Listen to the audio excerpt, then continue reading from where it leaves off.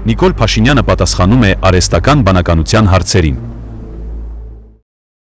Բարև ձեզ, պարոն Փաշինյան։ Չհասկացա։ Էս ինչու ինձ պարոն վարչապետով չեք դիմում։ Արհեստական բանականությունը ինձ վարչապետ չի համարում։ Դե ամեն դեպքում, որքան էլ արհեստական, այնուամենայնիվ բանականությունը։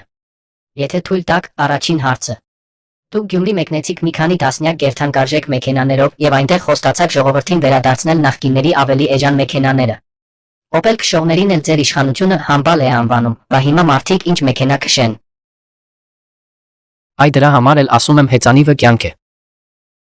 Իսկ Գյումրիում ձեզ աղուհացով դիմավորեցին։ Չէ, Աննան արգելել էր։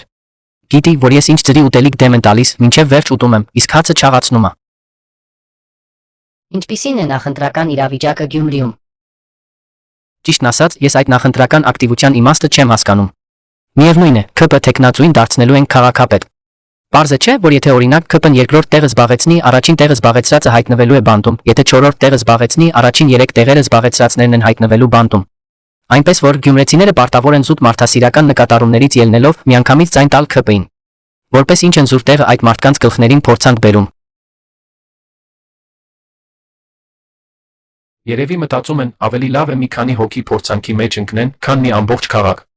Ի դեպ, մարդասիրություն ասացիք, հիշեցի։ Ծանոթ եք Ռուբեն Վարդանյանի ուղերձին։ Իսկ այդ ուղերձն ում էր ուղված։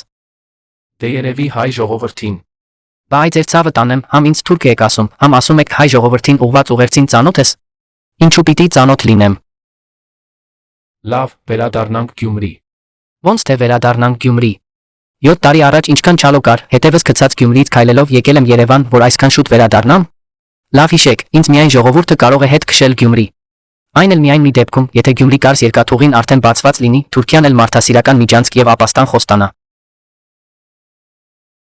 Չէ, ես նկատի ունեի վերադառնանք Գյումրիի այցին։ Ընդհանուր արդյունքներից գոհ եք, ի վերջո գյումրեցիների հետ հանդիպմանը մոտ 300 հոգի էր մասնակցում։ Դե որովհետև Գյումրիից նախորոք ասել էին հետներդ Երևանից 280 հոգուց ավել մարդ չբերեք, ռեստորաններում այդքան քյալա չկա։ Բայց ընդհանուր առմամբ գոհ եմ։ Չանախներ մի քիչ աղի, քյաբաբը չորոտ էր, մնացած ամեն ինչը տեղն էր։